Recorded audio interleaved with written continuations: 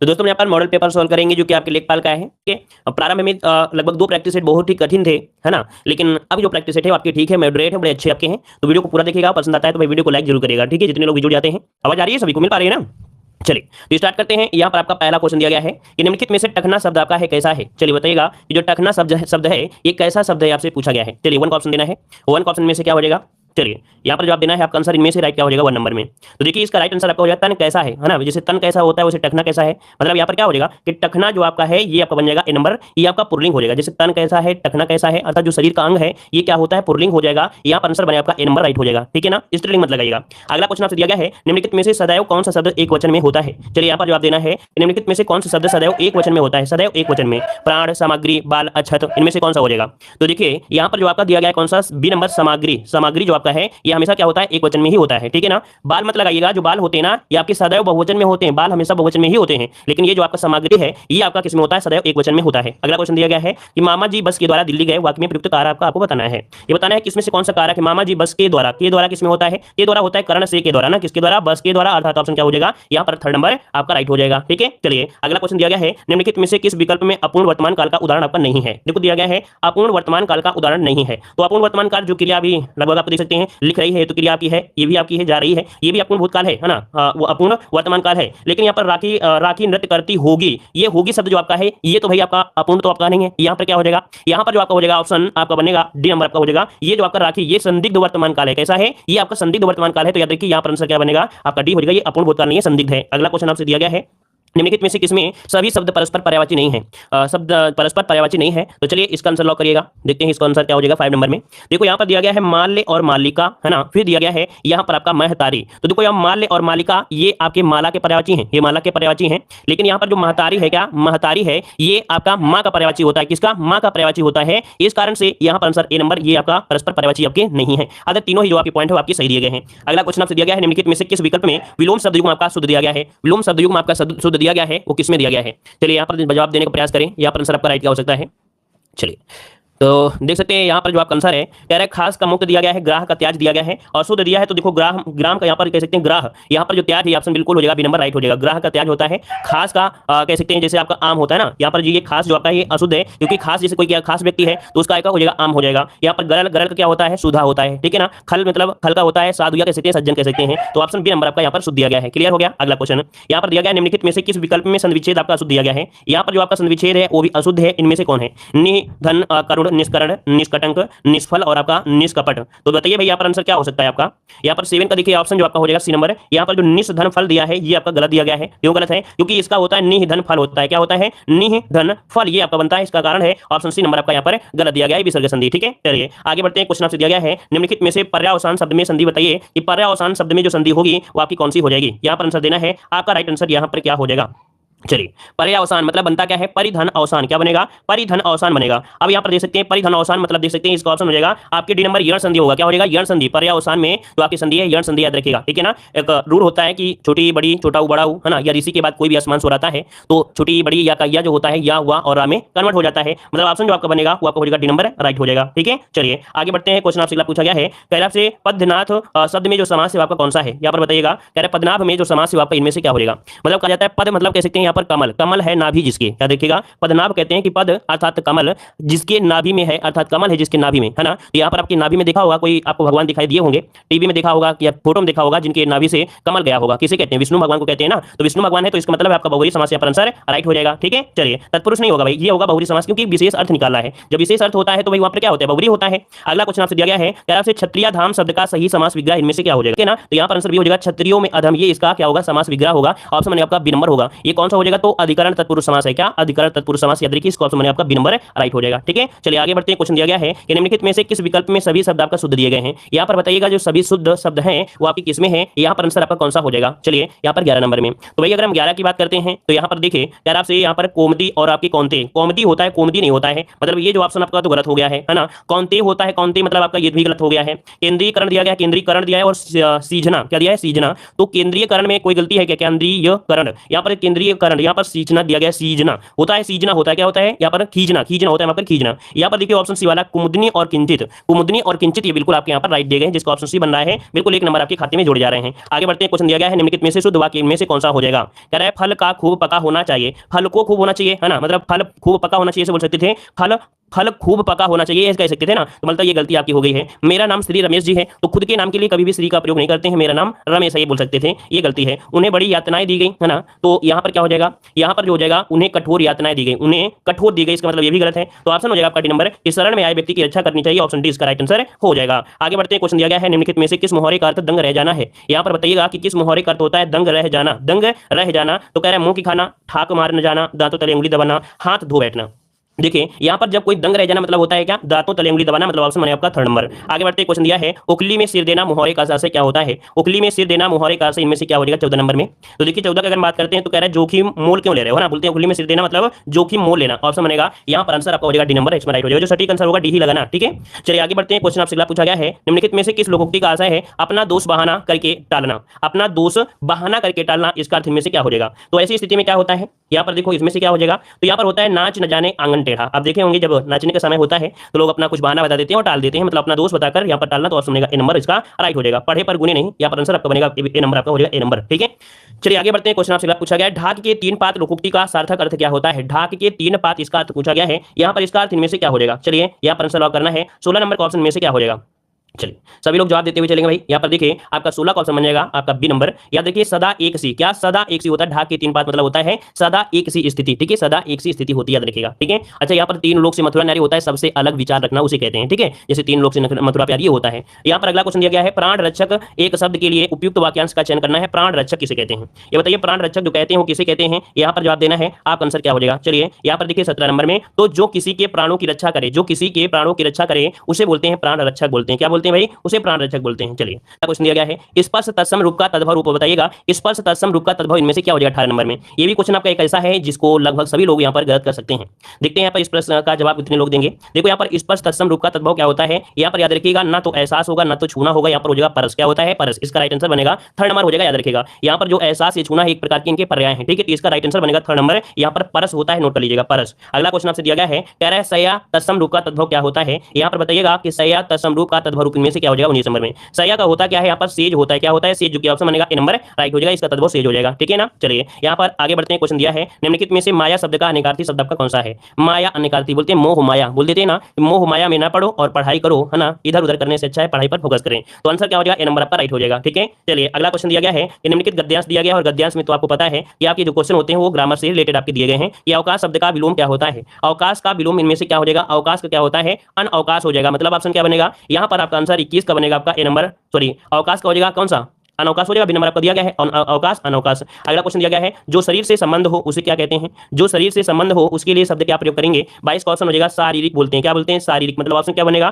Third number आपका right हो जाएगा। अगला है मानसिक शब्द का धातु तथा प्रत्यय सही आपको बताना है, मतलब मानसिक जो आपका है इसमें धातु क्या है और प्रत्यय क्या है। तो चलिए इनमें से देखते हैं क्या धातु निकलेगा, तोड़िए जल्दी से। तो देखो इसे अगर आप तोड़ेंगे तो मानस इसका क्या है आपका धातु है और प्रत्यय जो आपका है इक है। तो यहाँ पर आंसर जो आपका बनेगा वो बनेगा आपका यहाँ पर डी नंबर, मनस धन इक, क्या हो जाएगा मनस धन इक हो जाएगा, मनस धन इक हो जाएगा, इसका ऑप्शन डी हो जाएगा, मानस नहीं होगा मनस हो जाएगा। ठीक है, मनस हो जाएगा। अगला क्वेश्चन दिया गया है, कह रहा आपसे क्वेश्चन यहाँ पर दिया गया है कि योगाभ्यास का संधि विच्छेद आपको करना है, और योगाभ्यास का जो संधि हो जाएगी वो क्या हो जाएगी। यहाँ पर क्वेश्चन नंबर आपका 24 दिया गया है। 24 की अगर बात करते हैं तो देखिए यहाँ पर आपको पता है कि आपका योगाभ्यास दिया गया है। ठीक है, चलिए यहाँ पर इसे अगर तोड़ते हैं तो निकलेगा क्या, योग, क्या निकलेगा, यहाँ पर निकलेगा योग, फिर निकलेगा आपका अभ्यास, क्या निकलेगा अभ्यास निकलेगा। मतलब ये हुआ कि यहाँ पर जो अंतिम है आपका छोटा आ है और अभ्यास के प्रारंभिक में आ है, और यहाँ पर भी छोटा है, यहाँ पर भी छोटा है, तो बड़ा आपका हो जाएगा। मतलब यहाँ पर जो आंसर बनेगा वो कौन हो जाएगा, 24 का ऑप्शन डी हो जाएगा, योग अभ्यास, इसका ऑप्शन डी हो जाएगा, राइट। ठीक है ना, अब इसमें से आपको यह संधि नहीं लगाना है, यहाँ पर आपका योग धन अभ्यास, योग धन अभ्यास जो कि ऑप्शन क्या बनेगा डी नंबर, इसका राइट हो जाएगा। ठीक है, क्योंकि छोटा यहाँ भी है, छोटा यहाँ पर भी है। ठीक है, चलिए अगला क्वेश्चन आपसे दिया गया है निम्नलिखित में से शिथिलता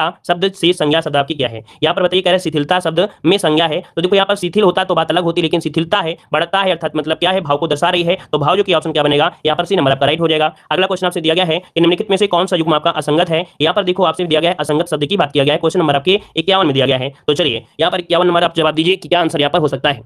चलिए यहाँ पर देखिए उपसौर होता है 3 जनवरी को। क्या 3 जनवरी के दिन पृथ्वी अपने परिक्रमा पथ के सूर्य के सबसे नजदीक होती है ना, जिसे हम लोग उपसौर कहते हैं। मतलब यह पहला पॉइंट सही है। अब सौर जो कि आपकी पृथ्वी और सूर्य की दूरी सबसे ज्यादा दूरी होती है 4 जुलाई को। सबसे नजदीक 3 जनवरी, सबसे दूर 4 जुलाई। ठीक है। बसंत विषु होता है मार्च में, जो कि आपकी 21 मार्च दिया गया है। शरद विषु दिया गया है 22 दिसंबर। शरद विषु दिया गया है 22 दिसंबर दिया है। तो देखो भाई सर्दी जो होती है वो क्या दिसंबर में लगती है कि आपकी सितंबर में लगती है?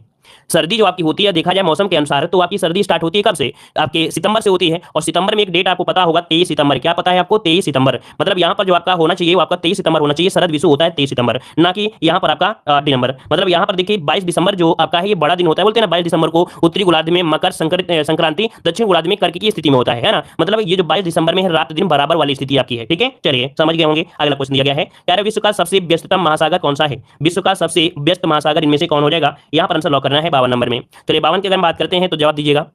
चलिए देखो पहले वाले प्रैक्टिस सेट में बहुत लोग आए, दूसरे वाले में काफी लोग आए, तीसरे वाले में गायब होने शुरू हो गए, है ना। जबकि आपको पता है कि एक दो प्रैक्टिस सेट से किसी की पहचान नहीं की जा सकती है। एक दो कह सकते हैं कि किताबें पढ़ने से बहुत लोग टीचर नहीं बन जाते हैं। किताबें उनको बहुत पढ़ना पड़ता है ना। और आजकल के एग्जाम को निकालने के लिए थोड़ा बहुत नहीं बहुत ज्यादा पढ़ना पड़ता है, याद रखिएगा।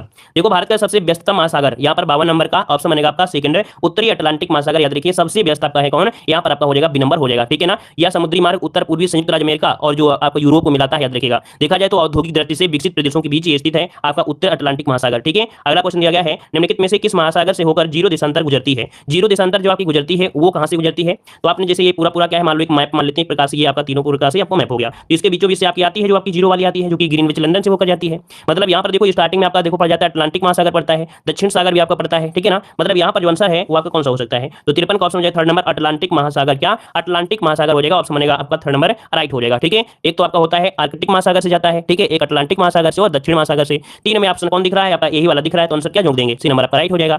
अगला क्वेश्चन आपसे यहाँ पर दिया गया है कि क्षेत्रफल की दृष्टि से भारत का सबसे बड़ा केंद्र शासित प्रदेश इनमें से कौन सा है? तो चलिए भाई बताइएगा कि सबसे बड़ा जो केंद्र शासित प्रदेश है वो आपका कौन सा है? यहाँ पर राजधानी दिल्ली है, अंडमान निकोबार है, पुदुचेरी और लक्षद्वीप दिया है। तो आप बताइए कि आंसर क्या हो जाएगा? तो देखो यहाँ पर जो आंसर हो जाएगा बी नंबर अंडमान निकोबार इनमें से राइट हो जाएगा, जो कि केंद्र शासित प्रदेश में आपका ये है। ठीक है ना। अच्छा यहाँ पर देखो आपको ये बताया गया होगा कि जो अपडेटेड क्वेश्चन में जम्मू कश्मीर सबसे बड़ा है। ठीक है, लेकिन ऑप्शन के अनुसार आपका हो जाएगा यहाँ पर बी नंबर आपका राइट हो जाएगा। अगला क्वेश्चन दिया गया है निम्नलिखित में से कौन सा युग्म आपका असंगत दिया गया है? देखिए आम्र वर्षा दिया है पश्चिमी तटीय क्षेत्र। मतलब ये कह रहा है कि यह पूर्व मानसून बौछार है जो कि आम की फसल हेतु लाभदायक होते हैं। और मुख्य रूप से देखा जाए तो महाराष्ट्र, गुजरात, कर्नाटक में, केरल में बारिश होती है। तो ये आम्र वर्षा आपकी सही दी गई है। फिर यहाँ पर दिया फूलों वाली बौछार, ये कर्नाटक से संबंधित है। मतलब सही है कि कर्नाटक, तमिलनाडु और केरल राज्यों में कॉफी के पौधों पर जो फूल आते हैं उनको जल्दी खिलाने में योगदान देते हैं, जो आपकी ये वाली बारिश होती है। बारदोली छीड़ा दिया गया। बारदोली छीड़ा यह असम राज्य में एक चलने वाली तीव्र विनाशकारी क्या है? एक वर्षा युक्त पवनें, यहाँ पर बहुत तेज प्रकार से आपकी पवनें आती हैं, ये भी सही दी गई है। यहाँ पर दिया गया काल बैसाखी दिया है। काल बैसाखी ये क्या होती है भाई? तो यह भारत के उत्तर पूर्वी राज्य में चलने वाली तीव्र विनाशकारी एक वर्षा युक्त पवनें हैं और यह पवनें चाय हेतु आपकी लाभदायक होती हैं। तो ये कहाँ देखो चलती है? तो आपके कहाँ पर? तो अभी देखा आपने असम के साइड में आपकी चलती हैं। ठीक है ना। तो इसका मतलब आपका ये होगा कि ये जो ऑप्शन आपका डी वाला है आपका गलत हो जाएगा, याद रखिएगा। ये उत्तर पूर्वी राज्यों में चलती है, याद रखिए। जैसे आपका असम एरिया है वहां पर चलती, तो ऑप्शन आपका डी हो जाएगा। तो चारों के मतलब का आप लोग समझ गए कि इसका मतलब क्या होता है कि ठीक है ना। क्योंकि अगर एक बार आपने देख लिया और मतलब समझ लिया तो हो सकता है दोबारा क्वेश्चन में तो उसका मतलब समझ सकते हैं। अदर क्वेश्चन कहीं ना कहीं पढ़े होंगे ना, जो क्वेश्चन नहीं पढ़े उसका हम थोड़ा सा डिस्क्राइब कर देते हैं। निम्नलिखित में से किस स्थान के खंडहर विजयनगर की प्राचीन राजधानी का प्रतिनिधित्व करते हैं? तो ये प्राचीन खंडहर जो आपको पता होगा यहाँ पर 56 का ऑप्शन भी हो जाएगा। ये हम्पी के लिए जाने जाते हैं, तो ऑप्शन आपका बी नंबर हो जाएगा, जो कि कर्नाटक में आपके हैं। आगे बढ़ते हैं। क्वेश्चन आपसे अगला पूछा गया है कि भारत पर पहला मुस्लिम आक्रमण किस वर्ष हुआ था? भारत पर पहला मुस्लिम आक्रमण जो हुआ था वो किस समय हुआ था? चलिए तो 711 या 712, भाई 712 में है। आपने सुना होगा 712 में विजय प्राप्त की थी, लेकिन आक्रमण जो हुआ था 711 ईस्वी में किया गया था। इसमें से आपके 712 में विजय इसकी प्राप्त हो गई थी। मोहम्मद बिन कासिम के नेतृत्व में सिंध पर आक्रमण किया गया था, है ना, जहां पर राजा कौन था? दाहिर राजा था। ठीक है। तो इस कारण से ऑप्शन क्या हो जाएगा? आपका बी नंबर यहाँ पर आपका राइट हो जाएगा। ठीक है ना। चलिए ये लोग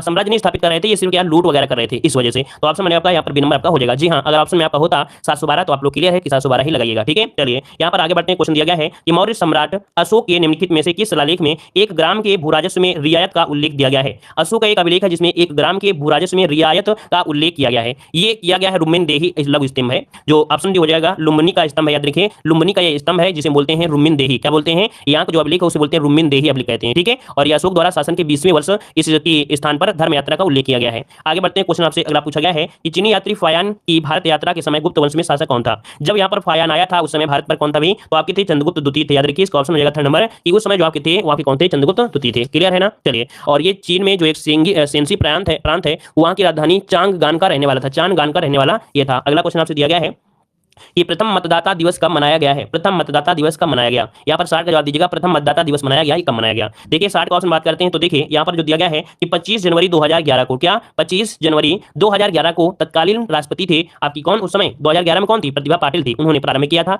भारत में मतदान प्रति जागरूकता को बढ़ाने के लिए किया था। ठीक है, तो इस प्रकार से ऑप्शन क्या हो जाएगा? यहाँ पर सी नंबर आपका हो जाएगा। और 61वां स्थापना दिवस मतलब निर्वाचन आयोग का जो 61वां स्थापना दिवस था उसी के अवसर पर यह शुरुआत की गई थी। ठीक है ना। और यहाँ पर आगे बढ़ते हैं। क्वेश्चन आपसे अगला है कि भारत में राष्ट्रीय पंचायती राज दिवस मनाया जाता है। भारत में राष्ट्रीय पंचायती दिवस मनाते हैं, कब मनाते हैं? यहाँ पर देखिए आपको पता होगा 24 अप्रैल को मनाते हैं। कब? 24 अप्रैल को मनाते हैं। या देखिए 24 अप्रैल 1993 को यह जो नियम था वो आपका अस्तित्व में आया था, इसलिए प्रत्येक वर्ष 24 अप्रैल को पंचायती राज दिवस मनाते हैं। ऑप्शन में आपका डी नंबर। अगला क्वेश्चन आपसे दिया गया है, कह रहा है निम्नलिखित में से किस वाद में उच्चतम न्यायालय ने माना कि उद्देश्य का संविधान का अंग है? मतलब एक वाद आया जिसमें कहा गया उद्देश्य का है ये संविधान के अंग है ना। तो ये जो आपका 62 का option third number Keshavananda Bharati बनाम कौन सा आपका है? ये केशवानंद भारती बनाम है, इसका ऑप्शन बनेगा आपका थर्ड नंबर, इसका राइट हो जाएगा। वहीं पर एक बनाम आया था कौन सा? ये आपका बेराबाडी यूनियन वार्ड। ये बेराबाडी यूनियन वार्ड जो आपका है वाद ये 1960 में आया था। उसने कहा था कि उच्चतम न्यायालय ने कहा कि प्रस्तावना संविधान का अंग नहीं है, अर्थात बेरूबाडी कहती है कि प्रस्तावना संविधान का अंग नहीं है। लेकिन वहीं पर केशवानंद का जो वाद आया था है ना, क्योंकि आपके 1973 में इन्होंने कहा था कि जो उद्देश्य का है संविधान के अंग है। ठीक है, अगला क्वेश्चन आपसे दिया गया है सूची फर्स्ट को सूची सेकंड से यहाँ पर सुमेलित करना है और यहाँ पर बताइए कि कौन सी समिति की कौन आपके अध्यक्ष यहाँ पर रहे हैं।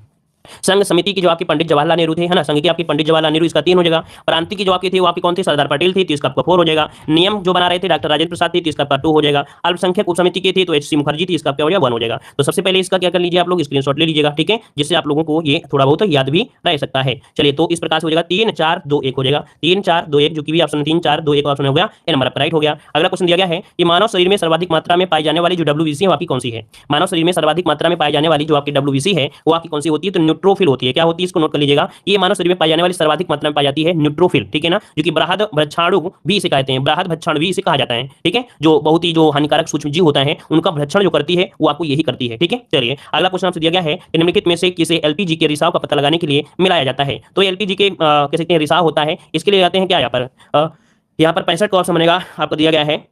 एलपीजी के रिसाव का पता लगाने के लिए यहाँ पर मिलाया जाता है कौन सा? चलिए एथिल मरकैप्टन है ना, एथिल मरकैप्टन, इसका ऑप्शन बनेगा आपका थर्ड नंबर हो जाएगा, एथिल मरकैप्टन। ठीक है, अच्छा जिसके पास भी यहाँ पर कह सकते हैं ये बुक हो तो वो लोग इस क्वेश्चन में जो आंसर है वो आपका 2 दिया गया है, लेकिन जो डिस्क्राइब किया गया है वो आपका 3rd ही होगा। ठीक है, तो इसमें अपना सुधार कर लीजिएगा। यहाँ पर जो आपका होगा वो आपका 3rd नंबर आपका होगा। डिस्क्राइब सीधा सीधा आंसर की 2 दिया है, लेकिन डिस्क्राइब में ये सही दिया गया है, एथिल मरकैप्टन होता है जिसे बोलते हैं। ठीक है ना, क्वेश्चन आपसे दिया गया है कि विपिनियल काय द्वारा स्रावित हार्मोन्स क्या है? ये बताइए। पीनियल काय जो दिया पीनियल काय होता है तो इसके द्वारा जो हार्मोन्स होता है वो कौन सा होता है? ये होता है मेलेटोनिन हार्मोन्स होता है। मेलेटोनिन हार्मोन्स होता है जो क्या करता है? जैविक क्रियाओं का नियमन करता है और त्वचा के रंग का निर्धारण करता है। मिलेनिन आपने नाम सुना होगा, मिलेनिन लगभग वही है आपका कि मिलेनिन जो होता है बॉडी के रंग को यहाँ पर सुमेलित करता है। जिसमें से मिलेनिन मात्रा ज्यादा होती है वो ज्यादा काला होता है और जिसमें मिलेनिन की मात्रा कम होती है वो ज्यादा गोरा होता है, बस याद रखिएगा। ठीक है, चलिए यहाँ पर आगे बढ़ते हैं। कह रहा है रेडियो सक्रियता की माप की जाती है।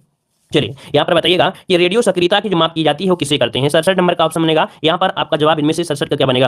रेडियो सक्रियता की माप की जाती है आपके ऑप्शन जीएम काउंटर से कह रहे हैं, तो यहाँ पर आंसर आपका हो जाएगा जीएम काउंटर से हो जाएगा। ऑप्शन यहाँ पर दिया रेडियो सक्रियता की माप पूछा गया, याद रखिएगा माप पूछा गया है, तो इसका आंसर बनेगा आपका ए नंबर राइट हो जाएगा। यहाँ पर जो टैकोमीटर जवाब दे रहे हैं तो टैकोमीटर होता क्या है? टैकोमीटर में वायुयान होते हैं या मोटरवाहन होते हैं, उनकी गति को नापा जाता है आपके टैकोमीटर से। ठीक है, अगला क्वेश्चन आपसे यहाँ पर दिया गया है एमएस वर्ड का उपयोग निम्नलिखित में से कौन से कार्य में किया जाता है? तो देखो एमएस वर्ड का जो उपयोग करते हैं वो लोग आप लोग वर्ड बनाने के लिए करते हैं, पेज बनाने के लिए, डॉक्यूमेंट बनाने के लिए, मतलब उपयोग सभी हो जाएगा। ऑप्शन डी नंबर इसका राइट हो जाएगा। ठीक है, चलिए आगे बढ़ते हैं। क्वेश्चन आपसे अगला पूछा गया है कि ईमेल अटैचमेंट क्या होती है? ईमेल अटैचमेंट क्या होती है? ईमेल अटैचमेंट देखिए इसका मतलब होता है कि संदेश के साथ भेजा गया दूसरे प्रोग्राम से डॉक्यूमेंट। क्या होता है? कि संदेश के साथ भेजा गया दूसरे प्रोग्राम से डॉक्यूमेंट, ये होता है अटैच। इसका ऑप्शन क्या हो जाएगा? यहाँ पर आंसर हो जाएगा 3rd नंबर आपका राइट आंसर हो जाएगा। आगे बढ़ते हैं। क्वेश्चन आपसे दिया गया है वायरस का पूर्ण रूप क्या होता है? वायरस का पूर्ण रूप इनमें से पूछा है। यहाँ पर वायरस का पूर्ण रूप इनमें से क्या हो जाएगा? 70 नंबर में।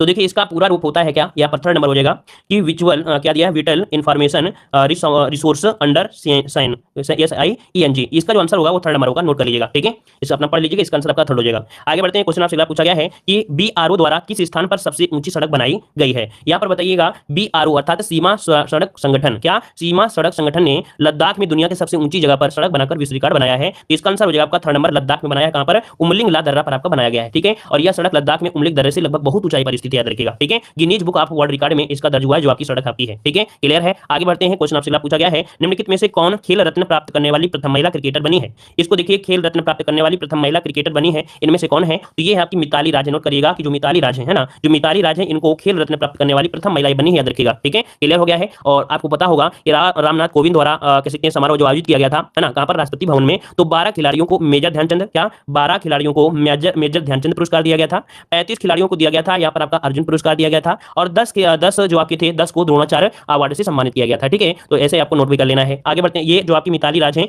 ये 38 साल की आपकी है, याद रखिए 38 साल की है। ठीक है, चलिए आगे बढ़ते हैं। क्वेश्चन आपसे दिया गया है कि स्वतंत्र भारत का प्रथम बजट किस वित्त मंत्री ने प्रस्तुत किया था? स्वतंत्र भारत का प्रथम बजट जो प्रस्तुत किया था वो किस वित्त मंत्री ने किया? स्वतंत्र की बात की गई है ना, तो यहाँ पर आंसर हो जाएगा आर के षडमुखी शेट्टी। इसका ऑप्शन बनेगा ए नंबर हो जाएगा, यहाँ पर ए नंबर आपका राइट हो जाएगा। क्लियर है, चलिए आगे बढ़ते हैं। क्वेश्चन दिया गया है कि वह कर जिसका कराघात व करापात एक ही व्यक्ति पर पड़े उसे कहते हैं। वह कर जिसका कराघात व करापात एक ही व्यक्ति पर पड़ता है उसे हम लोग क्या बोलते हैं? प्रत्यक्ष कर बोलते हैं। मतलब जो टैक्स लगाया जाता है डायरेक्ट उसी पर लगाया जाता है, तो वह होता है आपका ऑप्शन हो जाएगा बी नंबर। इसे हम लोग कराघात बोले या करापात बोलते हैं, एक ही व्यक्ति पर ही आपका लगाया जाएगा, इसे प्रत्यक्ष कर कहते हैं, याद रखेगा। ठीक है ना, क्लियर हो गया है। चलिए यहाँ पर जैसे आयकर हो गया, निगम कर हो गया, संपत्ति कर हो गया, है ना। यहाँ पर आगे बढ़ते हैं। क्वेश्चन आपसे अगला पूछा गया है, यहाँ पर दिया गया है कि सरकारी आय तथा व्यय की वह प्रक्रिया जिसके माध्यम से सरकार अर्थव्यवस्था को प्रभावित करती है वह नीति क्या कहलाती है? देखिए, सरकारी आय तथा व्यय की वह प्रक्रिया जिसके माध्यम से सरकार अर्थव्यवस्था को प्रभावित करती है, ऐसी नीति को हम लोग कहते हैं राजकोषीय नीति कहते हैं। क्या बोलते हैं? इसे राजकोषीय नीति कहते हैं, याद रखेगा। ठीक है ना, राजकोषीय नीति कहते हैं। और राजकोषीय नीति हर वर्ष बजट के माध्यम से प्रस्तुत की जाती है। राजकोषीय जो नीति है यह हर वर्ष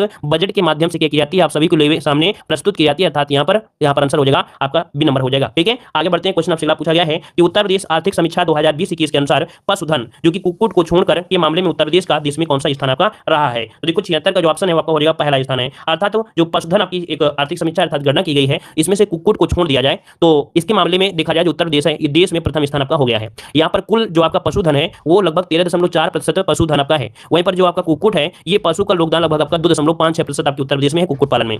अगला क्वेश्चन दिया गया है कि उत्तर प्रदेश सरकार द्वारा फरवरी 2021 में प्रस्तुत बजट का आकार कितना है? तो बताइए भाई कि फरवरी 2021 में प्रस्तुत बजट का जो आकार है वो कितना आपका रहा है? 77 नंबर में। तो 77 का ऑप्शन हो जाएगा 550,270.78 करोड़। यहाँ पर याद रखिएगा कुछ डिजिट आपको याद रखना है, जैसे मान लो एक रटने के हिसाब से देखा जाए तो रट सकते हो थोड़ा बहुत कि 550 और 878, मतलब यहाँ पर आंसर जो हो जाएगा आपका बी नंबर राइट हो जाएगा। ठीक है, जो कि अब तक का देखा जाए ये राज्य का सबसे बड़ा आपका बजट रहा है, याद रखिएगा, है ना। और देखा जाए जो वर्तमान में सरकार है इसका 5वां पूर्ण बजट पेश किया गया है। सुरेश कुमार खन्ना ने, किसने? सुरेश खन्ना, क्योंकि वही वित्त मंत्री है ना, उत्तर प्रदेश के वित्त मंत्री सुरेश कुमार खन्ना ने यह बजट पेश किया है 2021-22 के लिए। अगला क्वेश्चन आपसे यहाँ पर दिया है कि 20वीं पशुधन गणना रिपोर्ट के अनुसार सूची फर्स्ट को सूची सेकंड से सुमेलित करना है और इसके बाद यहाँ पर देना है। अब यहाँ पर देखो कौन सी आप नंबर की आ गई है? 20वीं नंबर की है। ठीक है, यहाँ पर 78 नंबर आपसे दिया गया है। तो देखते हैं यहाँ पर सुमेलित करना है कि क्या पॉइंट सही है, क्या पॉइंट आपका नहीं सही दिया गया है। तो देखिए देश में कुल पशुधन आबादी है वो कितनी है? पशुधन ये जो आपकी आबादी है वो कितनी है? तो 535.76। इसको एक नया डाटा इसको नोट करिएगा, ये नया डाटा इसलिए नोट कर लीजिएगा, इसे इग्नोर मत करिएगा, बाद में मत कहिएगा कि सर आपने पढ़ाया नहीं है, क्योंकि आपके टॉपिक में आपके सिलेबस में ये टॉपिक आपको दिया गया है, इसलिए इसका स्क्रीनशॉट लेके रख लीजिएगा। ठीक है ना, चलिए देश में भैंसों की कुल संख्या 109 कितनी है? यहाँ पर 109 हो जाएगा, तो इसका हो जाएगा 1। देश में भेड़ों की जो संख्या है वो 74.26 हो जाएगा, तो इसका हो जाएगा 4 हो जाएगा। और देश में बकरियों की कुल संख्या कितनी है? तो 148.88 है, तो यहाँ पर आपका क्या हो जाएगा? इसका आपका थर्ड हो जाएगा, मतलब यहाँ पर थर्ड हो गया। तो इस प्रकार से इसका स्क्रीनशॉट ले लीजिएगा। ठीक है, इसका आंसर बनेगा 2143 जो ऑप्शन है आपका नंबर यहाँ पर राइट हो जाएगा। आगे बढ़ते हैं। क्वेश्चन आपसे दिया गया है कि प्रधानमंत्री किसान सम्मान निधि योजना के दायरे में अब तक लगभग कितने लाभार्थी शामिल हो चुके हैं?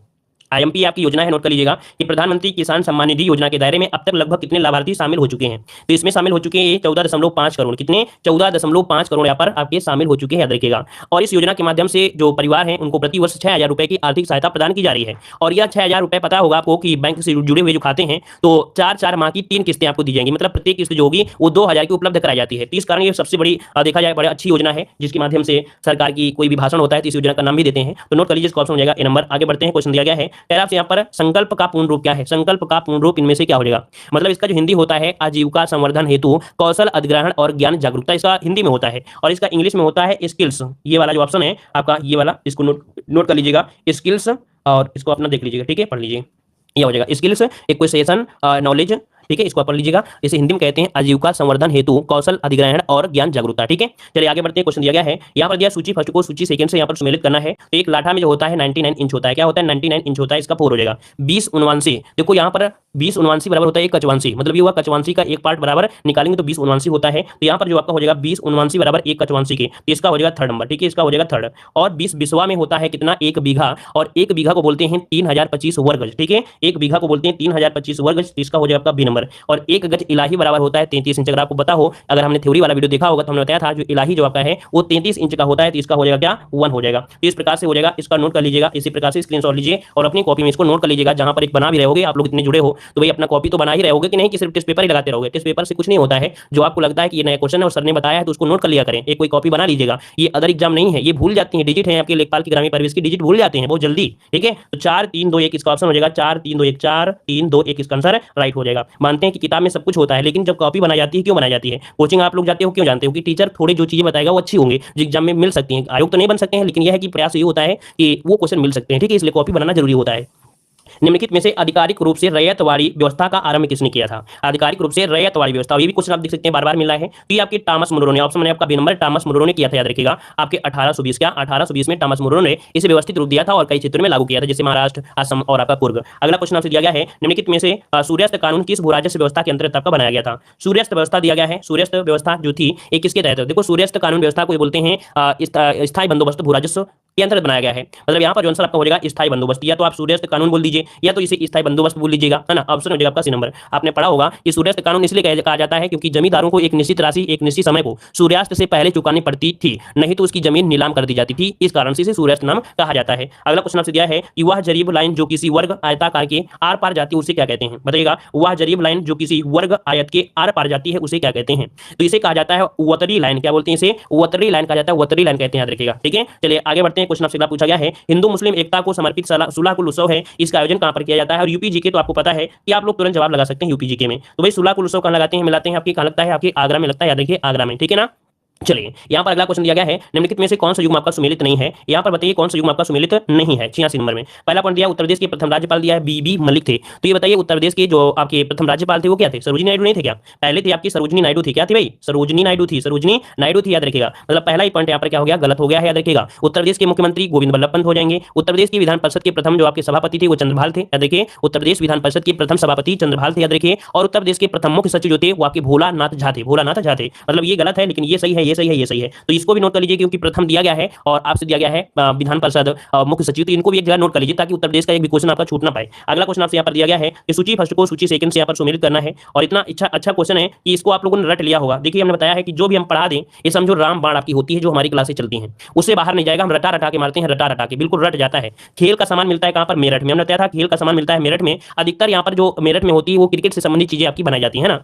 यहाँ पर दिया गया दिया सलाई, दिया सलाई से जल जाते हैं अर्थात बढ़ जाते हैं, अर्थात आपका हो जाएगा 4, इसका हो जाएगा 4, ये 4 हो गया, और इसका हो गया 3 हो गया। पीतल का सामान कहाँ मिलता है? मुरादाबाद में मिलता है, तो पीतल आपका मुरादाबाद 1 हो गया। लकड़ी पर नक्काशी करते हैं, सहारा दिया जाता है, तभी तो होगा, नहीं टूट जाएगा, मतलब सहारनपुर हो जाएगा, इसका आपका 2 हो जाएगा। तो हो जाएगा 3 4 1 2, 3 4 1 2, 3 4 1 2, ऑप्शन बन गया आपका बी नंबर। अगला क्वेश्चन आपसे यहाँ पर दिया है, सूची फर्स्ट को सूची सेकंड से यहाँ पर सुमेलित करना है। यहाँ पर मंडल दिए गए हैं और जिलों की संख्या बताया गया है कि कौन से मंडल में कितने जिले हैं। ठीक है ना। तो देखिए कानपुर की अगर बात करते हैं, कानपुर में तो कितने भाई? तो 6 आपके मंडल हैं कानपुर में, तो आपका 6 ही है ना। यहाँ पर वाराणसी में 4 है, वाराणसी में 4 हो जाएंगे। मुरादाबाद की अगर बात करते हैं तो 5 आपके मुरादाबाद में है। बस्ती में कितने हैं? तो आपके 3 है बस्ती, मतलब ये बिल्कुल सही दिया गया है। देखो कानपुर में जो 6 है वो आपके कानपुर नगर है, कानपुर देहात है, इटावा, फर्रुखाबाद, कन्नौज और औरैया को मिलाते हैं। वाराणसी में 4 कौन से हैं? वाराणसी, जौनपुर, गाजीपुर, चंदौली है। मुरादाबाद में 5 है, मुरादाबाद, रामपुर, बिजनौर, अमरोहा और संभल होते हैं। जो बस्ती में है तो बस्ती, सिद्धार्थनगर, संत कबीर नगर, ये आपके आते हैं इनमें। मतलब आपका जो जवाब बन गया वो क्या हो गया? 1 2 3 4 वाला ऑप्शन यहाँ पर राइट हो जाएगा। ठीक है, चलिए 1 2 3 4 कहाँ पर है? 3rd नंबर हो जाएगा। अगला क्वेश्चन आपसे दिया गया है, भारतीय गन्ना अनुसंधान संस्थान की स्थापना कब हुई थी? भारतीय गन्ना अनुसंधान संस्थान की स्थापना हुई थी कब हुई थी? 89 नंबर में। तो ये हुई थी आपकी 1952 में हुई थी। कब हुई थी? 1952 में। कहां पर? आपके लखनऊ में की गई थी। ठीक है ना। चलिए यहाँ पर आगे बढ़ते हैं। क्वेश्चन दिया है कि जनगणना 2011 की रिपोर्ट के अनुसार देश की कुल शहरी जनसंख्या में उत्तर प्रदेश का योगदान जो आपका है कितना है? तो ये बताइए उत्तर प्रदेश में शहरी जो जनसंख्या रहती है वो कितनी रहती है? तो यहाँ पर आंसर आपका 90 बन जाएगा। फर्स्ट 11.79%, कितना? 11.79% है, ये आपका योगदान याद रखिएगा। ठीक है, वहीं पर महाराष्ट्र का जो योगदान है 13.47% है। चलिए यहाँ पर आगे बढ़ते हैं। क्वेश्चन दिया गया है, सैयद सलार मेला कहां पर आयोजित किया जाता है? सैयद सलार मेला कहां पर आयोजित किया जाता है? यहाँ पर आंसर लॉक करना है। आपका जवाब यहाँ पर क्या हो जाएगा? 91 नंबर में। तो देखिए भाई 91 की अगर बात करते हैं, सैयद सलार मेला ये बहराइच में लगता है ना। ये लगता है आपकी बहराइच में, मतलब जो ऑप्शन है आपका 91 कटी हो जाएगा, बहराइच में लगता है। यहाँ पर एक संत है, संत का नाम क्या है? हजरत गाजी सैयद सलार। नाम क्या है? हजरत गाजी सैयद सलार मकसूद। एक महान संत थे जो कि हिंदू और मुस्लिम में समान रूप से पूजनीय थे। मतलब इनकी जो पूजा करते थे गाजी सैयद जी की, वो आपके हिंदू भी और मुस्लिम भी दोनों ही इनकी पूजा करते थे। ठीक है, तो याद रखिए काफी अच्छे आपके संत रहे हैं, इसका ऑप्शन हो जाएगा आपका डी नंबर। आगे बढ़ते हैं, क्वेश्चन आपसे अगला पूछा गया है कि स्वदेश दर्शन योजना किस मंत्रालय द्वारा प्रारंभ की गई। स्वदेश दर्शन योजना पूछा गया है, तो ये जो आपकी प्रारंभ की गई है, आपकी ऑप्शन डी हो जाएगा पर्यटन मंत्रालय के द्वारा। किसके द्वारा? पर्यटन मंत्रालय के द्वारा 2014-15 में ये आपकी कह सकते हैं केंद्रीय क्षेत्र की योजना के रूप में आपकी शुरुआत हुआ है, और पर्यटन क्षेत्र को आर्थिक विकास और रोजगार मिल सके, है ना, सृजन मिल सके, तो ये ऑप्शन इसका फर्ज होता है, अर्थात इसका उद्देश्य है। अगला क्वेश्चन दिया गया है, उत्तर प्रदेश का सबसे छोटा वन्यजीव विहार आपका कौन सा है? बताइए भाई, उत्तर प्रदेश का सबसे छोटा वन्यजीव विहार इनमें से कौन हो जाएगा? सभी लोग बता सकते हैं कि सबसे छोटा जो वन्यजीव विहार है वो इनमें से कौन सा है।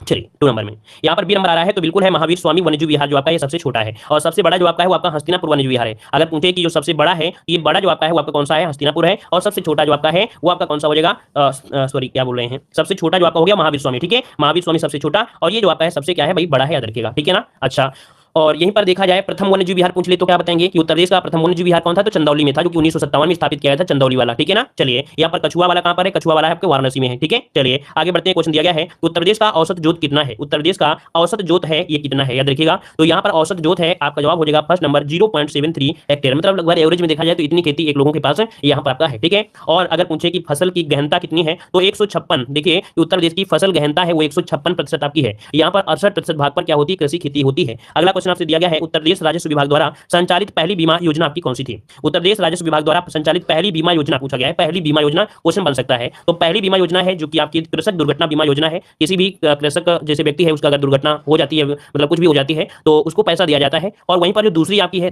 वो आपकी सेकंड वाली है। मतलब ये हुआ कि ये पहली आपकी बीमा चालू हुई थी, और ये सेकंड नंबर की है आम आदमी बीमा योजना, ये आपकी उत्तर प्रदेश की दूसरी आपकी बीमा है, याद रखिएगा, ठीक है ना। क्लियर हो गया है, तो दोनों पॉइंट आप लोग नोट कर लीजिएगा। अगला क्वेश्चन आपसे यहाँ पर दिया गया है कि सुकन्या समृद्धि योजना की शुरुआत किस स्थान से की गई थी? ये पूछा गया है कि सुकन्या समृद्धि योजना की जो शुरुआत की गई थी वो कहां से की गई थी? तो पानीपत के हरियाणा से की गई, अर्थात हरियाणा के पानीपत से की गई। कब की गई? 22 जनवरी 2015 को की गई थी। 22 जनवरी नोट कर लीजिएगा, डेट पूछी जाती है और पूछी जा सकती है। 22 जनवरी 2015 को इसकी शुरुआत की गई थी, याद रखिएगा, ठीक है। और आगे बढ़ते हैं, क्वेश्चन दिया गया है कि प्रधानमंत्री जीवन ज्योति बीमा योजना के तहत किस उम्र के लोग अपना बीमा करा सकते हैं? तो प्रधानमंत्री जीवन ज्योति बीमा के तहत जो आपके कितनी उम्र के, तो यहाँ पर हो जाएगा आपके 18 से 50 वर्ष के लोग हैं, तो इसमें से अपना बीमा करा सकते हैं। 97 का ऑप्शन बनेगा आपका 1 नंबर इसका राइट हो जाएगा, ठीक है। चलिए यहाँ पर अगला क्वेश्चन दिया गया है कि 1 हेक्टेयर बराबर निम्नलिखित में से कितना होता है? 1 हेक्टेयर बराबर कितना होता है? तो देखिए भाई 1 हेक्टेयर में होते हैं 10 एयर, क्या होते हैं? 1 हेक्टेयर में होते हैं 10 एयर होते हैं, 10 एयर होते हैं, ठीक है। और 10 हेक्टोमीटर जो होता है उसके बराबर 1 किलोमीटर होता है। 10 हेक्टोमीटर बना देंगे तो 1 किलोमीटर हो जाता है, कितना? 1 किलोमीटर आपका हो जाता है 10 हेक्टोमीटर बराबर, ठीक है। 100 हेक्टेयर में होता है 1 वर्ग गज होता है, ठीक है। या देखिए 100 हेक्टेयर में 1 वर्ग गज होता है, और इसे 1 हेक्टेयर में 100 एयर होता है, नोट कर लीजिएगा।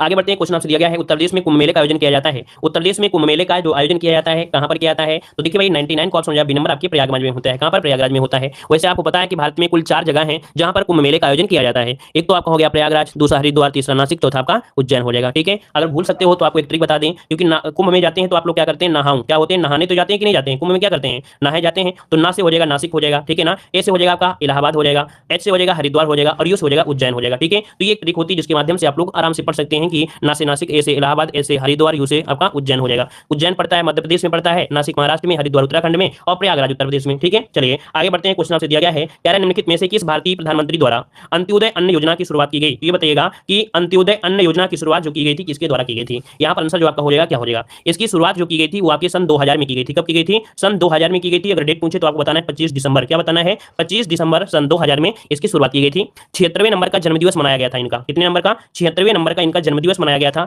अब आप बताइए कौन सा हो सकता है? यहाँ पर आंसर हो जाएगा नंबर अटल बिहारी वाजपेयी। अटल बिहारी वाजपेयी का 76वें नंबर का जन्मदिवस था। उसी के शुभ अवसर पर निर्धनों को खाद्य सुरक्षा उपलब्ध कराने के उद्देश्य से अंत्योदय कार्यक्रम की शुरुआत किया था, याद रखिएगा, ठीक है। इस प्रकार से आपको जवाब नोट कर लेना है। हाँ, यहाँ पर होता है कि जो चावल है ना, बोलते हैं ना कि गेहूं 2 रुपए किलो, क्या अगर पूछे कि गेहूं कितने रुपए किलो, तो गेहूं आपका होता है 2 रुपए किलो, और जो चावल है वो आपके 3 रुपए किलो, ठीक है। गेहूं 2 रुपए किलो, चावल 2 रुपए 3 रुपए किलो। अब ऐसे नोट कर लीजिएगा, गलती अगर आपसे हो। गेहूं में कितने वर्ण हैं? गेहूं में कितने वर्ण हैं? 1 और 2, मतलब 2 आपका वर्ण है तो 2 किलो हो गए, मतलब 2 रुपया किलो। चावल में कितने वर्ण आपके हैं? तो 3 हो जाएगा। तो हो सकता है कि दिमाग में कभी आपको आ जाए तो आपको हो सकता है पूछा जा सकता है। साथ ही दोस्तों, अगर आप लोग हमारे ऐप से नहीं जुड़े हैं तो हमारे ऐप से जुड़ सकते हैं। यहाँ पर देख सकते हैं कि आपके ग्रामीण परिवेश की पीडीएफ में भारी छूट दी गई है। जो पीडीएफ आपको 99 रुपये में दी जा रही थी, इस समय आपकी वो पीडीएफ दी जा रही है मात्र 60 रुपये में, जिसमें आपकी कंप्लीट आपकी थ्योरी है, योजनाएं भी हैं, ऑब्जेक्टिव क्वेश्चन भी हैं, साथ में यहाँ पर 6 प्रीवियस ईयर सॉल्यूशन पेपर भी आपको इसी में दिए गए हैं। और यहाँ पर यूपीजी के अगर ले लेते हैं, सोने में सुहागा होगा, मात्र 40 रुपये में आपकी ये पीडीएफ आपकी है। दोनों पीडीएफ आपकी 100 रुपये में आपकी दी जा रही हैं। और देख सकते हैं कि हमारी पीडीएफ की क्वालिटी आप यूट्यूब में कहीं भी जाएंगे, किताब भी नहीं, आप लोग ऐसी किताब भी नहीं पाएंगे। क्योंकि हमारी पीडीएफ में खासियत यह है कि जो क्वेश्चन आपसे पूछे जाएंगे वो क्वेश्चन ऑलरेडी यहाँ पर आपके पहले से हाईलाइट कर दिए गए हैं, और ये पूरी पीडीएफ जितनी आपकी है, पूरी पीडीएफ 92 पेज की है, ये पूरी की पूरी पीडीएफ इसी प्रकार से हाईलाइट की गई है। और जितना हमने हाईलाइट कर लिया है अगर आप उतना ही पढ़ लेते हैं तो समझिए कि आपके ग्रामीण परिवेश में बेहतर नंबर यहाँ पर आएंगे। और याद रखिएगा कि आप लोग ये पीडीएफ एग्जाम के समय भी, अर्थात अगर दो दिन पहले भी आप लोग ले लेते हैं तो 2 दिन में ये पीडीएफ पूरी की पूरी रिवीजन कर लोगे, और ऑब्जेक्टिव जो क्वेश्चन है वो भी आप लोग लगा सकते हैं। तो देर मत करिए और ये पीडीएफ आपको ले सकते हैं, और अपने जो स्कोर है उसको और अच्छा बेहतर कर सकते हैं। आपके अंदर डर भी है ना, काफ़ी लोग कहते हैं डर भी है, तो आपको डरने की कोई जरूरत नहीं है। इस पीडीएफ से आपको जुड़ने के बाद, ये पीडीएफ परचेज करने के बाद आपको डर नहीं लगेगा, क्योंकि ऐसी पीडीएफ आपकी बनाई गई है कि ऑलरेडी आपको लगेगा नहीं बस यही क्वेश्चन आपके एग्जाम में पूछे जाने हैं। ठीक है, तो आप लोग इस पीडीएफ को परचेज कर सकते हैं। हमारा ऐप है देव जीके ट्रिक, लिंक दी गई है, तो उससे भी क्लिक करके आप लोग जुड़ सकते हैं। ठीक है, तो चलिए आज की क्लास ये रखते हैं। सभी को जय हिंद, वंदे मातरम।